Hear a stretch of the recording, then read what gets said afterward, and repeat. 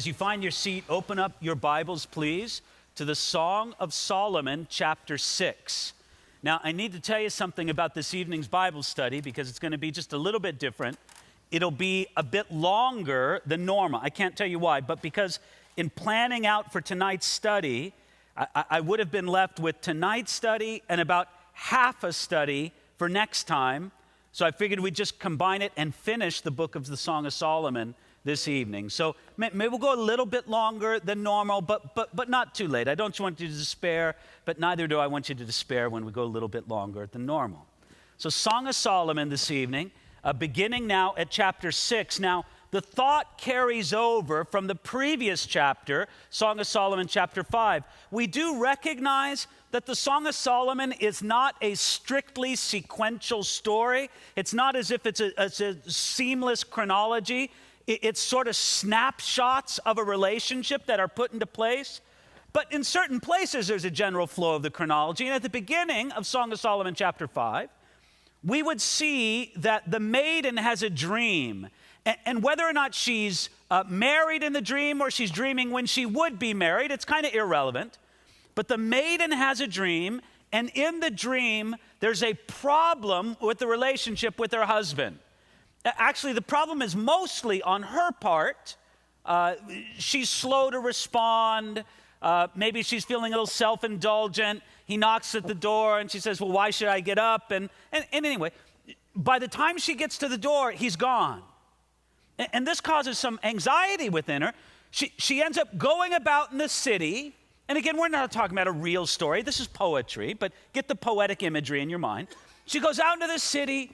She's pushed around a bit by the night watchmen and those who guard the walls, and she's looking for her beloved. And the daughters of Jerusalem basically say to her, again, this is back in chapter 5, last week's study, they say, what's the big deal? What's so special about your guy?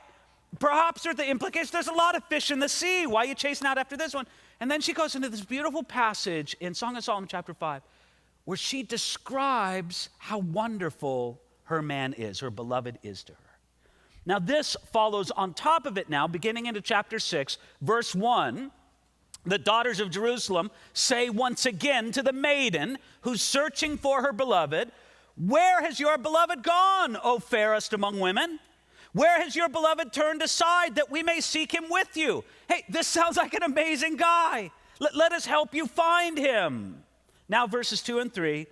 My beloved, this is the maiden speaking, verses 2 and 3. My beloved has gone to his garden, to the beds of spices, to feed his flock in the gardens and to gather lilies. I am my beloved's, and my beloved is mine. He feeds his flock among the lilies.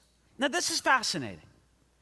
When she left the house in the midst of their troubled relation, she had no clue where he was. She searches about the city and gets, pushed around a bit by the watchmen of the city, whatever. It's just sort of a poetic way of describing the troubles in her soul. The daughters of Jerusalem say, what's so special about this guy? She begins to describe how special her man is, and we see her heart awakening to him. It's as if she's remembering those character qualities in him. And what's so wonderful about him, she had to articulate them to someone else so that she could remember them. Now she's even remembering where he is. The daughters, where is the guy? I know where he is. He's in his garden. That's what it says right there in verses 2 and 3. Verse 2, my beloved has gone to his garden, to the beds of spices. Now, previously in the Song of Solomon, chapter 4 and the first verse of chapter 5, the image of the garden was used to represent the sexuality of the maiden. Yet here, that definitely seems out of place. I mean, they're not together, they're separated. If the beloved had gone to his garden, then why did it seem that the maiden was still searching for him if the garden really represents her sexuality? It seems best to regard this as a simple reference to a literal garden, and the maiden remembered that her beloved had a familiar outdoor place where he would go. They use the imagery of the shepherd with the beloved, partially because kings were known as shepherds, and it's just part of the poetry of it. So yeah, he's at this familiar place that he would go that would be like a garden. And notice, The maiden's previous search through the city accomplished nothing. It just got her pushed around and bruised a bit by the watchmen of the city. Yet now, when in response to the question of the daughters of Jerusalem, what's so special about your guy? Where is he? Now she thinks about how wonderful her beloved is and where he might be. When she starts thinking that way, how can I get this guy? Then she figures it out. Her initial reaction to the relationship problems was entirely feeling-based and had very little thought behind the reaction. But when she began to think through the fundamentals of their relationship, such as, who is my beloved? What did I even find attractive about this man? Where can I find him? When she began to think through the fundamentals of the relationship, things began to make sense. Let me explain a very important principle, and I hope that nobody misunderstands me. But there's a great problem in the thinking of our present age. This isn't Christian thinking, this is present age thinking. But the thinking of the present age crowds in upon us because this is, so to speak, the water that we swim in it. You can ask the question, do fish know that they're wet? Well, do we know that we're really influenced by the thinking of the age when it's all around us? Ladies and gentlemen, the thinking of the age tells us that thinking and understanding have no role in love. Love and a good marriage has nothing to do with thinking and understanding. It has to do just with feeling. Now look, the area where I hope I'm not misunderstood is I don't want anybody to misunderstand that feeling is an important and precious part of any romantic relationship. We're not down on feelings. But if they are allowed to dominate the relationship and really run it in every way, you're going to run into a lot of trouble. The Christian marriage is one that should give a strong place not only to feeling, but perhaps an even higher place to thinking and understanding. The world relies on mistaken ideas of romantic love and feelings to make marriage work. It never really makes a person think and understand about marriage. The Bible says thinking, and when the maiden began to think and understand, it's like a light turns on for her. I know where he is. He's there, verse 2, to feed his flock in the gardens and to gather his lilies. When she thought about where her beloved would be, she remembered what he would be doing. He'd be doing his work. He's a shepherd. He's feeding his flock. And he's gathering lilies. What for? I don't know. Maybe for a little bouquet to take home. He's thinking of a way to show his love for me. I know what he's at work and he's going to bring home flowers. So you could say that the maiden understood some basic things that contributed to the restoration of the relationship. Number one, she understood and knew where he had gone, to his favorite literal garden. Number two, she knew that though they were still separated, they belonged to each other, and she knew that her husband was like a gentle shepherd who would want to restore the relationship. Now, presumably, this man, the beloved, had given her reason to think all those things. And we're going to see a relationship put back together. That's why she says in verse 3, it's really touching. I am my beloved, and my beloved is mine. The remembrance of these things, who her beloved is, where he is, and what he would be doing, it filled the maiden with a renewed sense of their connection and oneness with each other. This is what she wanted to have. It's the opposite of the attitude of perhaps self-indulgence and laziness that was shown on the first part of the Song of Solomon, chapter 5. Now she's back where she wanted to be, but she got there not by focusing on her feelings, but by thinking and understanding. Now the feelings come into the picture. And what are the feelings coming in the picture saying? I am my beloved's, and my beloved's is mine. I love him and he loves me. I belong to him and he belongs to me, which is an extremely powerful and healthy thing for any married relationship to know and walk in. Now, starting at verse 4, I would title this section, the enjoyment of the restored relationship. Now the beloved is speaking. You know, they had this tiff, they got back together. He comes home with the flowers, so to speak. He gathered the lilies. He comes home, and this is what he says to her when she opens the door, and he hands her the bouquet of lilies. Verse 4. Oh, my love, you are as beautiful as Tisra, lovely as Jerusalem, awesome as an army with banners. Turn your eyes away from me, for they have overcome me. Your hair is like a flock of goats going down from Gilead. Your teeth are like a flock of sheep which have come up from the washing. Everyone bears twins, and none is barren among them. Like a piece of pomegranate are your temples behind your veil. Again, the words of the beloved, the husband, to his wife, to the maiden. They're together again, and the first thing he says, verse 4, oh, my love. Darling, I know we've had a hard couple last few days, but I love you. You're so wonderful to me. And verse 4, you're beautiful as Tisra, lovely as Jerusalem, awesome as an army with banners. She must have been pretty good in the argument if he says you're awesome as with banners. No, what he's doing is he's comparing her in her beauty and her stature to the noble and beautiful cities of Tisra and Jerusalem. And you're impressive. Woman, wife, you impress me. You know, you see a mighty army with banners all laid out on the field of battle. You go, wow, that's impressive. Well, you impress me. I love it that in the husband here, there is not a hint of bitterness or unforgiveness of the beloved. There's none of this, well, are you going to start respecting me again? There's none of this, well, come on, what's mine now? No, not a bit. There was a disruption of their relationship, and you could say, at least in the story of the Song of Solomon, it was largely her fault. Yet the offended party in this relationship is quick to love, quick to forgive, quick to restore relationship. And isn't that one of the best pieces of advice anybody can have in relationship? Be quick to forgive, be quick to restore, be quick to rebuild things. Do not, as the book of Ephesians says, let the sun go down on your anger. Matter of fact, as he's heaping the praise upon her, look at what he says in verse 5. Turn your eyes away from me, for they have overcome me. That's high praise. It's as if he says, look away. Your eyes are so beautiful and enchanting to me that I can't bear to look at them. Look away. I'm so overtaken by your beauty.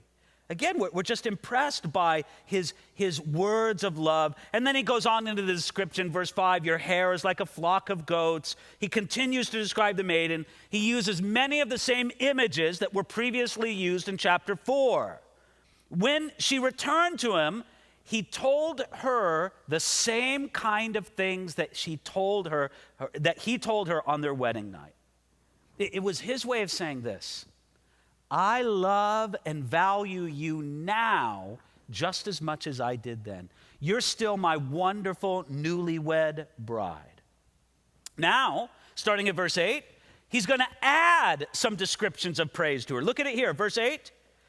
There are 60 queens and 80 concubines and virgins without number. My dove, my perfect one, is the only one of her mother, the favorite of the one who bore her. The daughters saw her and called her blessed, the queens and the concubines, and they praised her. Who is she that looks forth as the morning, fair as the moon, clear as the sun, and awesome as an army with banners? Notice this. It's as if he's still speaking these sweet words to their wife as they're making up here. And he says, there are 60 queens and 80 concubines and virgins without number. But then verse 9, my dove, my perfect one, is the only one. Wife, I want you to know, there's a lot of women out there, but you're the only one for me. That's it. Nobody else. Now, this goes beyond the description of the maiden's beauty that he said before on the wedding night that we saw back in chapter 4. Here, he praises the maiden in comparison to other women. And I would just simply say this, that it is important, perhaps even vital, for a wife to not only feel beautiful but preferred above others in the eyes of her husband. It's not enough to tell your wife, well, baby, you're beautiful. You know, there's a lot of beautiful women out there, but you're one of them. You really are. That's not enough. That doesn't give much assurance to a wife, doesn't it? What she needs to know, both verbally and by a husband's actions, is you remain my chosen one. I would choose you all over again, and I do choose you again every day. Doesn't matter how many other women are out there. It doesn't matter if there are 60 queens and 80 concubines and virgins without number. You are my only one. I suppose, and never having been a woman, I can't say exactly, but I would suppose that it would be a great burden for a wife to live under if she had to live with the feeling that my husband would always really rather have somebody else. Well, first of all, husband, you got to settle it in your mind that that's not true. But then secondly, you need to communicate it in every way possible. Now, it is true that in verse 8, when it brings up the queens and the concubines and the virgins without number, the mention of these other women brings up a complication in our understanding of the Song of Solomon. It makes us wonder, when did Solomon write this book? We know from 1 Kings chapter 11, verse 3, that at Solomon's height of his kingdom, he had 700 wives and 300 concubines. But yet, the beauty and the intensity of the romantic love that's described in the Song of Solomon, it doesn't seem to come from a man who had to spread his affection among 1,000 women. No.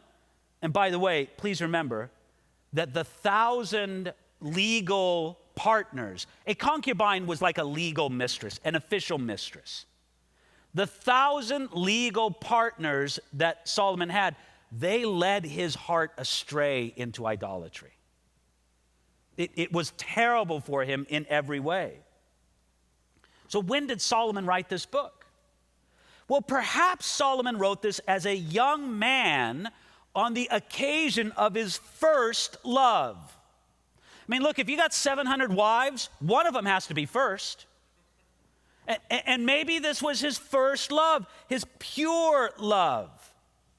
Maybe, as was the custom of the day, he began adding wives just because of politics. You know, look, I got to make an arrangement with the king of whatsoever, and so I need to take, his daughter into my, and make all these excuses and rationalizations. But whatever the reason was, there had to be one, and it's possible that this really expresses his love towards the first one. And if that's the case, then the mention of the queens and concubines and virgins here in verse 8, it's just theoretical. He goes, there could be all those other women out there, but it doesn't matter. And that's possible.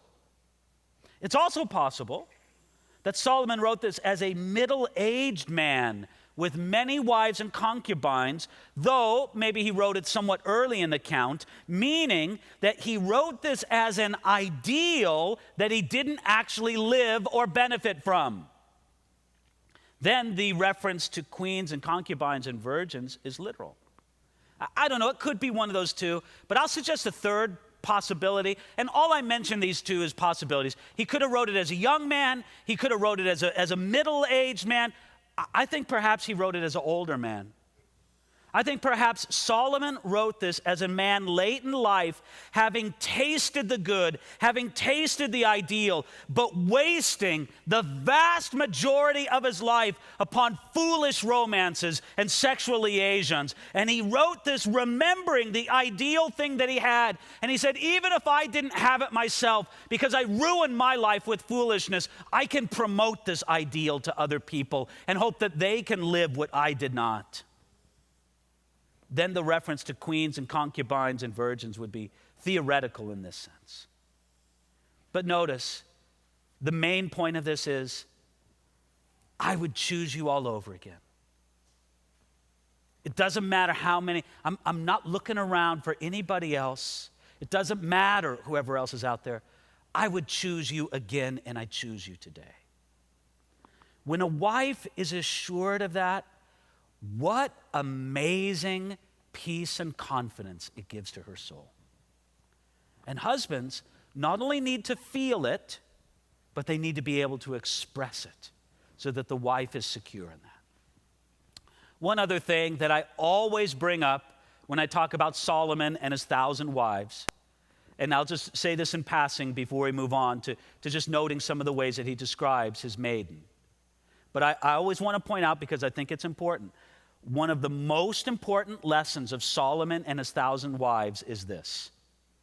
700 wives, 300 concubines, but 1,000 legal partners.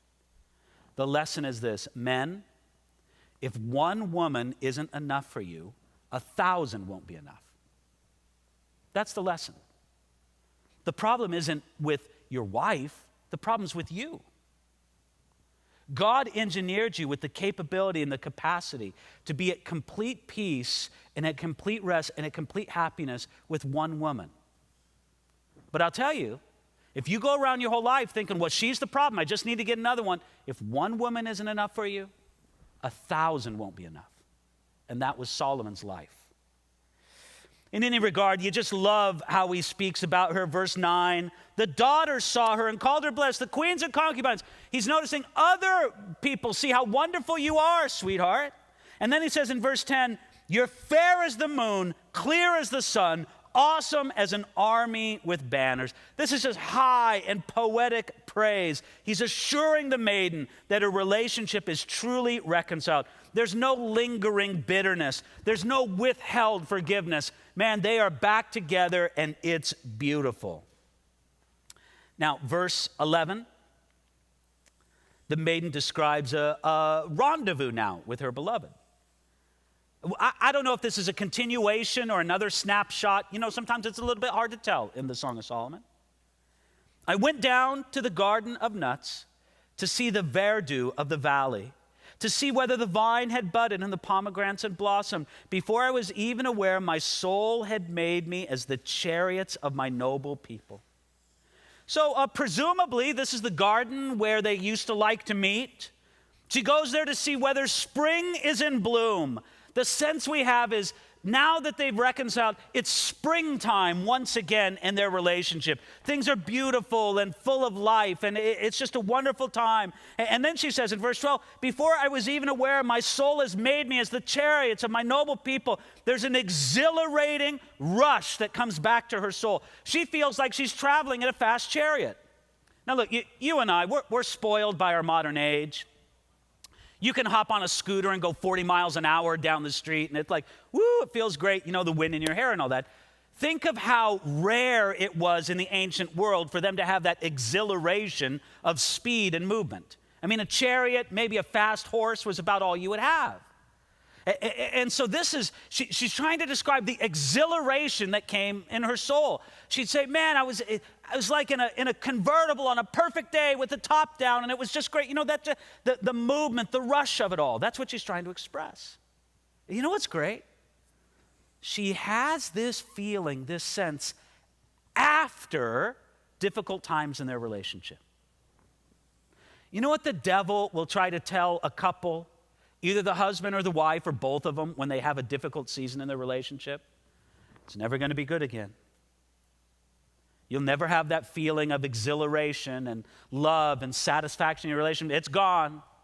Let me tell you, that's a lie from Satan. It absolutely is. Here, after their difficult time, she's saying just how exhilarating it was once again. And now, verse 13, the first part of it, the daughters of Jerusalem are speaking to the maiden. Return, return, O Shulamite, return that we may look upon you. Again, they're saying, well, listen, we're glad, you're being swept away in the chariot. Come back. And then the end of verse 13, what would you see in the Shulamite? As it were, the dance of the two camps. She's responding to the daughters of Jerusalem. Well, what did you want to see? It's like she's waving goodbye on this chariot that she's being swept away, and she has this sense of exhilaration. Well, what did you want to see? The dance of the two camps? Now, it's a little bit hard to understand exactly what this dance of the two camps is. Perhaps it refers to a literal dance. Some people think that the maiden was dancing and calling out to the daughters of Jerusalem. But what's a little bit strange about it, And again, this is poetry. We don't have to reconstruct everything as it was an actual story. But in this poetic story, it flows into chapter 7, where it seems that the beloved and the maiden are alone, but there's still kind of the concept of the dance, because notice what he notices first about the maiden here in Song of Solomon chapter 7, verse 1. How beautiful are your feet in sandals, O prince's daughter. The curves of your thighs are like jewels. The work of your hands like a skillful workman. Your navel is a rounded goblet. It lacks no blended beverage. Your waist is like a heap of wheat set about with lilies. Your two breasts are like two fawns, twins of a gazelle. You see, when he says in verse 1, how beautiful are your feet in sandals, O prince's daughter, it begins another extended section where he's going to praise the beauty of the maiden. You know, they come back, and I don't know exactly how it relates to the daughters of Jerusalem. And again, we're not stressing the literal of this. This is a poetic picture, but now it seems they're alone, and the beloved is praising her beauty once again, beginning with her feet and those great sandals, kind of an encouragement to any woman who's into shoes. It's like, here it is, right here in the Song of Solomon. I need to take care of my feet, and I need to have good sandals right here. But here, as he describes her, he's speaking fairly intimately. He's describing her thighs, her navel, her waist, her breasts. It doesn't seem like they're out together with the daughters of Jerusalem. It seems like this is a private exchange between the couple. But I think what's most interesting about this is the third extended description of the maiden's beauty.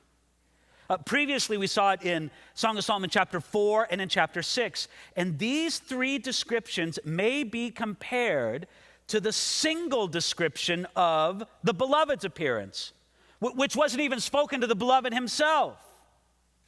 And in the first description of beauty, that's on the context of the wedding night. In the second description of beauty, it's in the context of restoring relationship. But now, the third description of beauty, it's sort of assuring the maiden of a deepening love. And as the maiden dances, he says, how beautiful are your feet, the curves of your thigh. Verse 2, your navel, your waist. And then in verse 3, your two breasts are like two fawns. That's an image repeated from Song of Solomon, chapter 4. There as well as here, the emphasis seems to be on the idea that the maiden's breasts are innocent and attractive as young deer, as well as being matching in form and in beauty. And just like before, if you read, especially in the old commentators, they about have a heart attack when the writer of the Song of Solomon refers to the breasts of the maiden. And they say it just must refer to anything except the actual breasts of a woman. The Old and New Testaments, Moses and Elijah, Mount Sinai, Mount, whatever. It just, they get a little crazy with their descriptions there. But he's simply describing her, but he's not done describing her. Look at verses 4 and 5.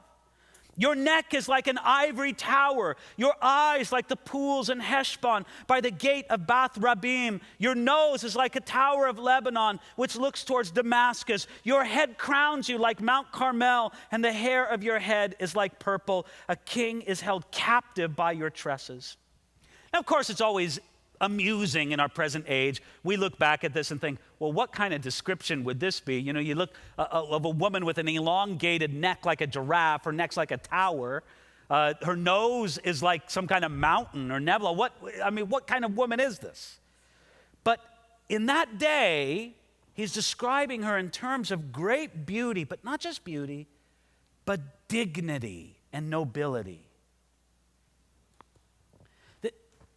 This is so much more than you're so hot. It really is. It's so much more than that. He sees things in her character and in her being that he praises. Just take that first reference where it says, your neck is like an ivory tower. The idea of the neck, it isn't trying to communicate that it was long and thin, but rather it had nobility and strength of character. She's a woman of class and poise and presence. When it talks about the nose being like the Tower of Lebanon, It's not a literal tower, but a hill or a mountain whose white cliffs looked out towards Damascus. It's probably a reference more to the color, the white color. You have a beautiful pale appearance, which is prized in that culture. Your head counts. Your king is held captive by your tresses. You have a royal dignity and bearing to yourself. Now, what's fascinating about this? On their wedding night, he praised her appearance and listed 7 things. Now, they've been together a while. They've worked through some problems in their relationship. How many items does he list to praise her beauty? 10 things. She has only become more beautiful and more precious to him through the years. Ladies and gentlemen, that's how it should work in a relationship. Not only on a husband's part towards his wife, that's the focus here, but it should also work the other way. When a marriage works right, the years give us more to appreciate about our spouse. The list becomes longer, not shorter. His list is longer later in the relationship, and that's a beautiful pattern. Now, verse 6. How fair and how pleasant you are, O love, with your delights. This stature of yours is like a palm tree, and your breasts like its clusters. I said, I'll go up on the palm tree and take hold of its branches. Let now your breasts be like clusters of the vine, the fragrance of your breath like apples, and the roof of your mouth like the best wine. You see, now the beloved is speaking more directly to the maiden about how attractive she is to him and the desire that he has for her. I mean, look at what he says in verse 6. With your delights. He goes, I'm delighted with you. You're so attractive to me. Now, you wonder how the maiden receives this. I'm sure she's delighted to hear it. Maybe she has a hard time believing it. Sometimes it's hard for a woman to believe nice things that her husband says to her or about her. But there's sort of a pattern there. And if I could just take the spiritual analogy just for a moment. Doesn't Jesus want to tell his people lovely, beautiful things about them? And don't we sometimes have a hard time believing them?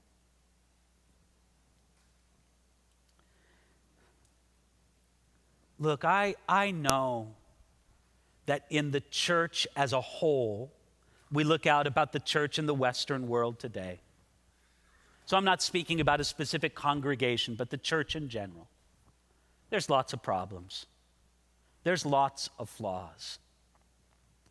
But I think anytime we take the perspective that God is basically ticked off at his church all the time, you know what? I don't buy it. I don't see that illustrated by the Song of Solomon. He's not blind to her flaws. But even so, Jesus would love to tell his church and us individually as his bride how beautiful we are and how much he loves us. And it's almost like, no, I can't believe, I can't receive it. No, you're not being truthful. Are you? We're really hideous, aren't we, Jesus? He says, no. I love you. You're beautiful to me. I delight in you. No, it can't be. I got so many flaws. Look at all my flaws. Jesus says, I see them. But I'll see how beautiful you are in me. Well, it goes on. It's a powerful description. Your stature's like a palm tree. Verse 8, and your breasts like its clusters. Let now your breasts be like clusters of the vine. He saw the great character and beauty of his maiden. He wanted her. I mean, he wanted to make out. It's completely appropriate. I mean, this fits. The husband sees his wife for all of her goodness, for all of her beauty, and it's like, we need to enjoy this together. This isn't like some cold, detached thing where he's just writing love poems and running away. He wants the love to be consummated and enjoyed together, not just verbally, not just emotionally, but physically as well. Solomon had advice with the same spirit in the book of Proverbs. You know Proverbs chapter 5, verses 19 and 20? Let your fountain be blessed and rejoice with the wife of your youth. As a loving deer and as a graceful doe, let her breast satisfy you at all times and always be enraptured with her love. For why should you, my son, be enraptured by an immoral woman and be embraced in the arms of a seductress? Well, why indeed? God meant this love not only verbally, not only emotionally, but also physically and sexually to be enjoyed between a husband and wife. And this is what it's talking about right here. Here we have an indication that the couple has grown and matured in the sharing of their love. And I hope nobody takes this in the wrong way, but it's just something we notice, at least the indication from the text of the Song of Solomon. You see, on the wedding night, the beloved was super delicate and slow towards his maiden. Here they've been married a while. He's more direct. The relationship will bear it. And he just understands who she is and where they are at together in their relationship. So here, she's like, well, let's go forward. Look at the middle here of verse 9. The maiden is speaking now.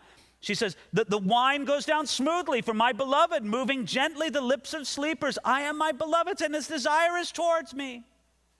You know, the idea is them asleep together, perhaps embracing one another. They're refreshed in their love together. Perhaps they've made love and they're just now enjoying sleep together. But she's so confident in this. Verse 10, I am my beloved's, and his desire is toward me. She's completely secure in his love. She understands that his desire, it's not a demand, it's not a burden, but it's wonderfully appropriate. She's in this wonderful, perfect place that a wife should be if the husband knows what he's doing, where she's, I love to give myself to this man. It's so perfect and appropriate. I feel so safe with him. Now, verse 11. Come, my beloved. Let us go forth to the field. Let us lodge in the villages. Let us skip early to the vineyards. Let us see if the vine has budded, whether the grape blossoms are open and the pomegranates are in bloom. There I will give you my love. The mandrakes give off a fragrance, and at our gates are pleasant fruits, all manner new and old, which I have laid up for you, my beloved. Let's get away for a weekend. Let's go out. We'll get a bed and breakfast. And we'll just enjoy. We'll have a relaxed weekend. We'll walk through the fields. We'll go to the farmers' stands. It's just she is calling at him. I love you. Let's get away. Let's just enjoy time together. That's her response, and we just see this beautiful love. Now, can I remind you? And we love this part of the Song of Solomon. It's like so beautiful. It's like. Who doesn't love that idea of let's get away for the weekend and just enjoy, and we'll take nice long walks, and we'll eat some good meals together, and we'll stop by the farmer's market, all that stuff together. Okay, that's all just beautiful. But remember, this came after the season of difficulty. Seasons of difficulty, if they are tenaciously fought through, and I mean fighting together, not fighting against one another, but if they're fought through side by side by the husband and wife, they bring the relationship to a better and deeper place. This is a better love than the wedding night. Now, the wedding night was amazing, but this, you sense a maturity and a depth and just a wonderful blessing upon their love. Now, chapter 8, the maiden is expressing her passion for her beloved. Oh, that you were like my brother who nursed at my mother's breasts. If I should find you outside, I would kiss you. I would not be despised. I'd lead you and bring you into the house of my mother, she who used to instruct me that I would cause you to drink of spiced wine of the juice of my pomegranate. You read this, you go, what? I wish you were my brother so I could kiss you? What is this? Some hillbilly Song of Solomon? No. Remember, this comes from a culture where displays of affection, even between a husband and wife, were often not permitted at all, but what was permitted was displays of affection publicly between family members. You know, a a brother could publicly kiss his sister on the cheek, maybe even a way that a husband and wife couldn't in these ancient cultures. So she's like saying, man, if you were my brother, we could publicly display our affection with even greater liberty. That's just the idea there. And again, she's just enraptured with their love. And let's get away. And there's something pure and beautiful. Listen, when she says, I'd bring you to the house of my mother, she's talking about the purity and the goodness of their love. She wanted to enjoy the intimacy of married love with her beloved, but only in the context of approval of their family. Now, verse 3. His left hand is under my head, and his right hand embraces me. I charge you, O daughters of Jerusalem, do not stir up nor awaken love until it pleases. This little section of these two verses, it appears a few times in the Song of Solomon, and it seems to refer to the couple being intimate. With the woman enjoying the intimate caresses of his right hand. They're there together, lying side by side. And the idea there is, do not stir up nor awaken love until it pleases. It's like, let our lovemaking continue without interruption until we're both fulfilled. Don't let us start until we can go all the way. It's really a very provocative and a very, very intimate term there. Well, now with verse 5 of the last chapter of the Song of Solomon, we seem to move to some final words. Again, the snapshots are getting a little bit smaller and just kind of get thrown up there on the wall. First, there's a relative or an observer, we're not really sure, who speaks to the loving couple in verse 5. And he says, who is this coming up from the wilderness, leaning upon her beloved? I awakened you under the apple tree. There your mother brought you forth. There she who bore you brought you forth.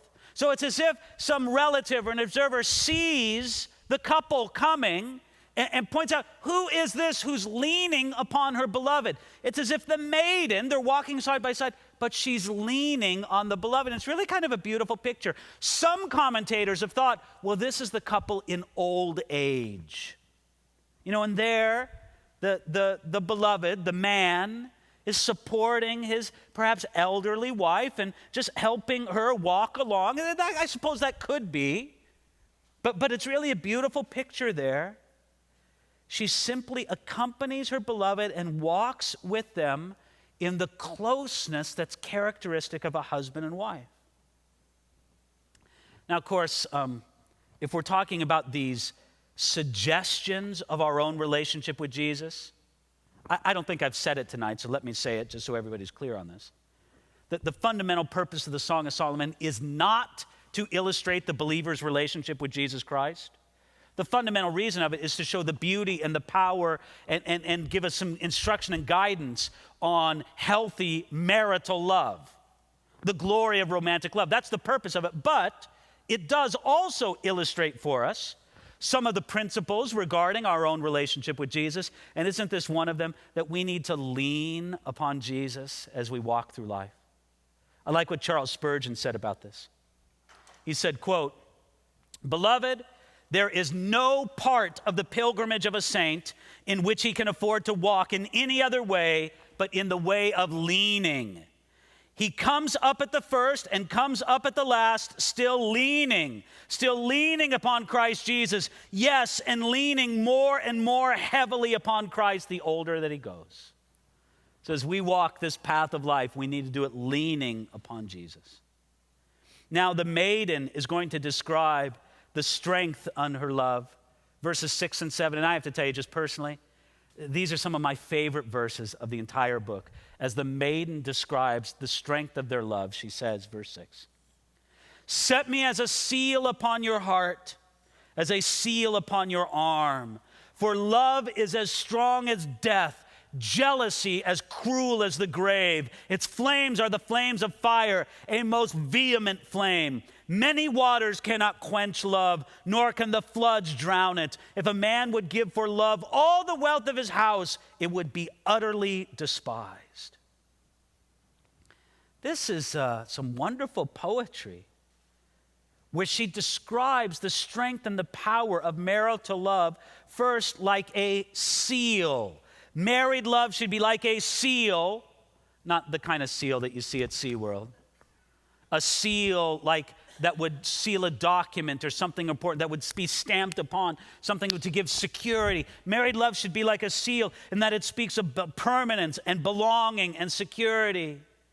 But then married love should also be, notice he says, as strong as death. Love was like death in its permanence and strength.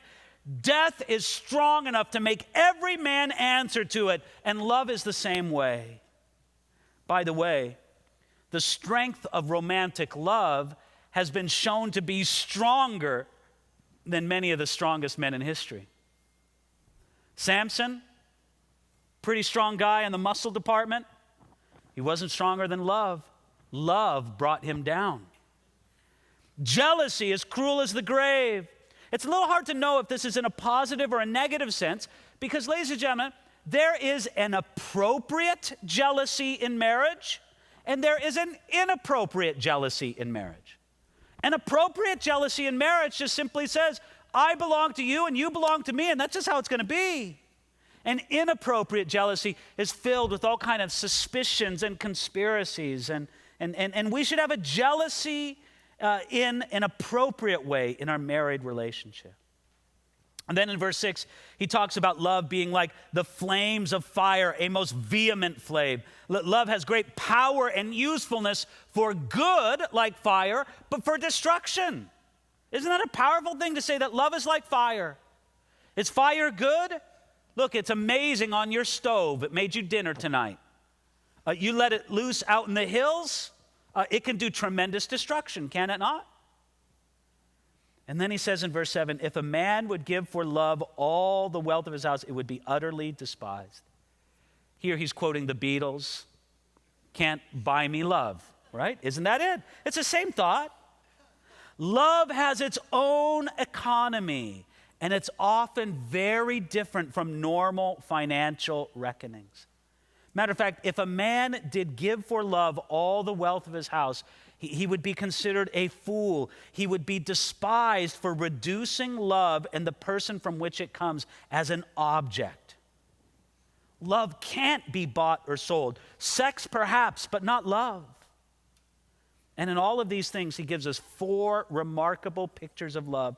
Love is like a seal on the heart and the arm. Therefore, love belongs to those who are willing to give something of themselves to someone else. Secondly, love is like death, in that it's persistent and it keeps reaching out. It's total and irreversible. Therefore, the bond of love needs to be nourished and regarded as permanent.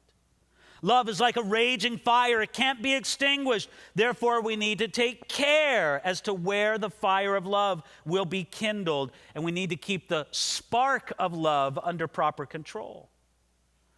And finally, love cannot be bought or sold. It's not a piece of merchandise. Love must be appreciated for its own great value and never taken for granted.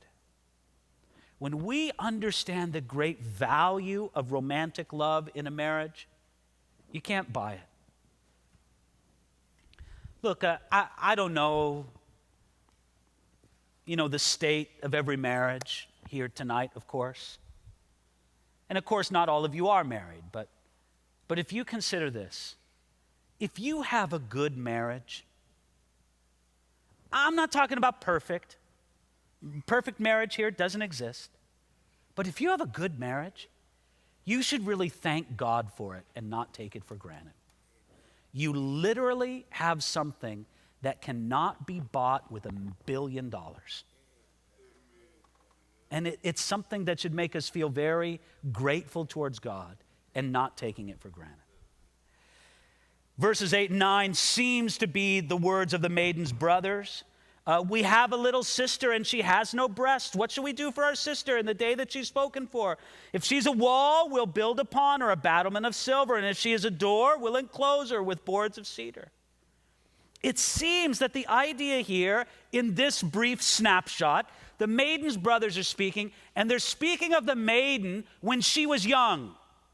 And she's speaking of her before she really hit puberty, before she had breasts, so to speak. And they thought about her, and they protected her and her honor and her virginity. And she's saying, they're thinking about it, verse 9, what shall we do for our sister in the day when she's spoken for? What can we do to prepare her and to make her ready for her eventual marriage? And this is what they said. They said in verse 9, if she's a wall, we'll build upon her, and if she's a door, we will enclose her. You see, the brothers wisely decided to guide and help their sister according to her own character and choices. If she were like a wall that stood effectively against anybody who would exploit her, well, then we're going to reward and encourage her and build upon her. That's the kind of woman she is. But if she were more like a door who might allow unwise access to her life, then they would restrict her freedoms in her own self-interest. We will enclose her. It's really speaking in a sense of parenting, in the sense of reading the young woman or the young man, seeing what kind of character they're at, and saying, well, if they're of this kind of character, I'll encourage this. Or if they're that kind of character, I'll encourage that. But having a view that their virginity is to be valued, and whatever we can do to prepare them for future marital happiness, we can do that. Now, verse 10, the maiden is going to answer her brothers. She says, I'm a wall and my breasts are like towers. Then I became in his eyes as one who found peace. See, in response to the statement of the brothers, the maiden, perhaps she's speaking in retrospect again. She says, no, I am like this wall that you speak of. I do have the strength of towers. But by the way, the description, my breasts are like towers, it doesn't intend to describe the appearance of her figure, but it's just connecting the idea of the wall to the previous verse.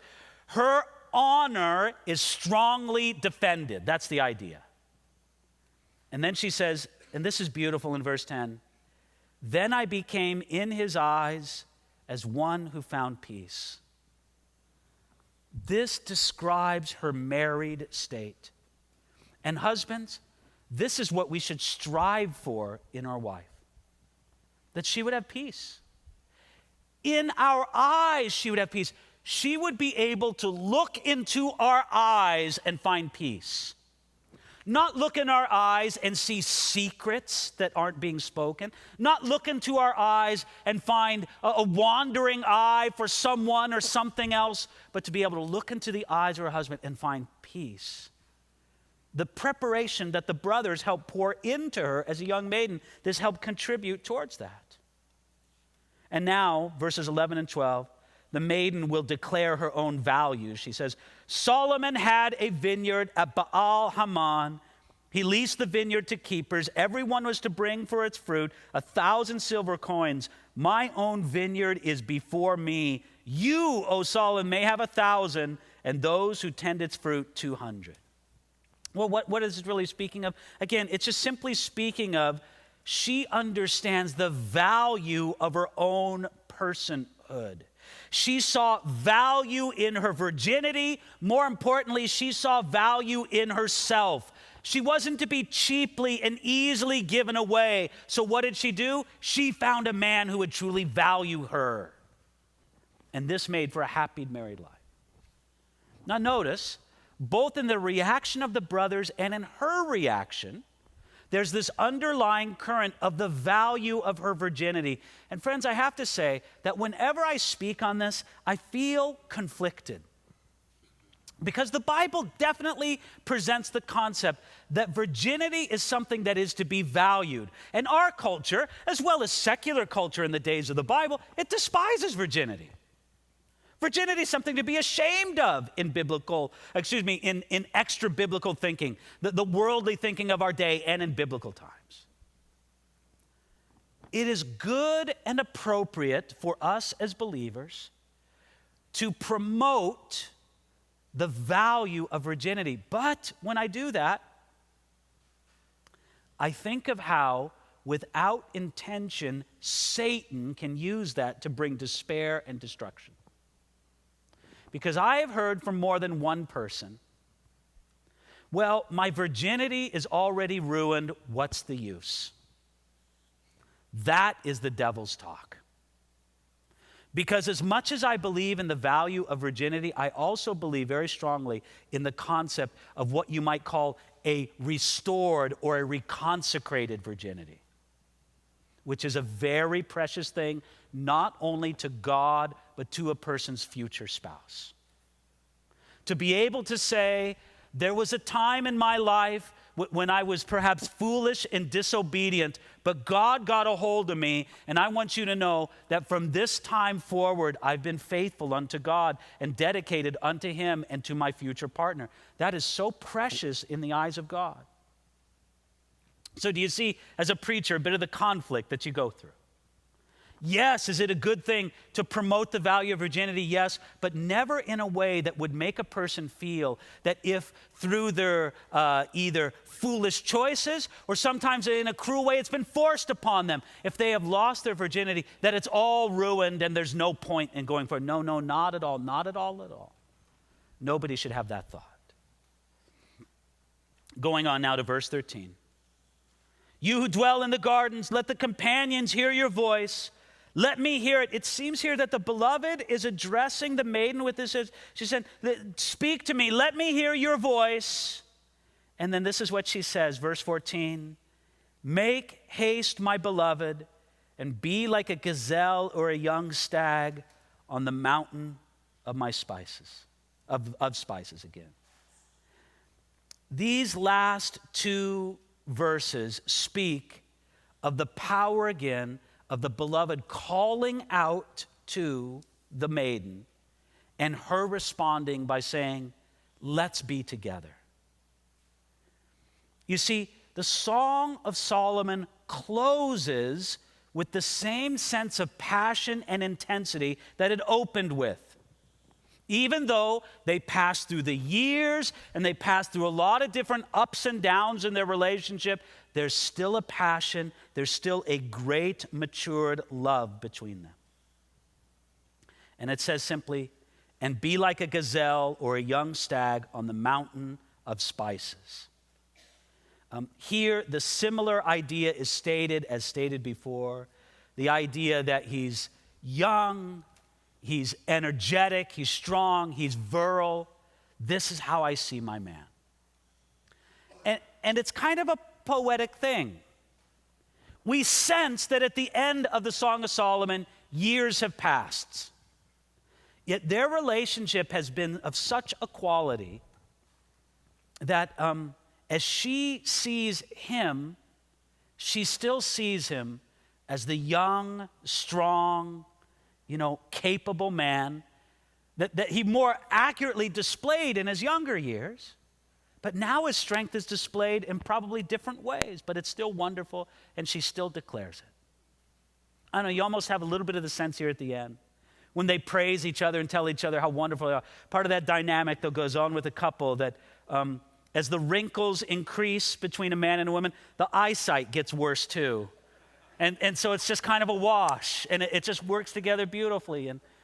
But that's kind of the dynamic of going on. It's just we're getting older together, but the love is even greater because even though there's an appreciation of physical form and beauty, the relationship goes much, much deeper than that.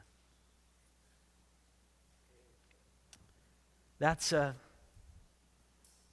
what we have to look forward to as we dedicate our lives and our marriages to the Lord. And I'll just close with this. My heart always goes out to anybody studying the Song of Solomon who's not married. Most people who aren't married would like to be, not all, of course. And I think, well, what's in here for me? Do I just got to spiritualize it all between me and Jesus? And look, there's some area to do that for sure. We've talked about that. But there is a very real anticipation to say, Lord, if this describes so many of the dynamics of a healthy and strong marriage, would you work in me to be that kind of person? And not to lose sight and to despair. Christianity is not like Judaism in the sense that Judaism had virtually no place for singleness, where Christianity exalts and regards singleness as a special calling and a special place before the Lord.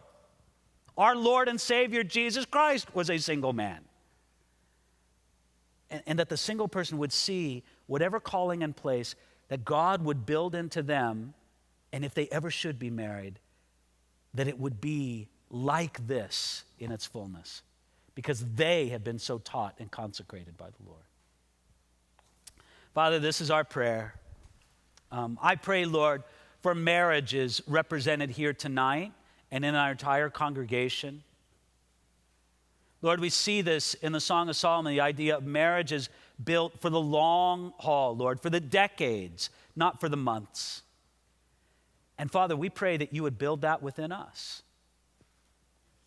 Jesus, I pray as well that you would help us, those of us who are single, and we still think, Lord, about what you would have for us, perhaps in a future married state. Well, Lord, just speak to each individual about their calling to singleness, whether it be temporary or permanent, and what you want to do in and through their life right now in this season of calling.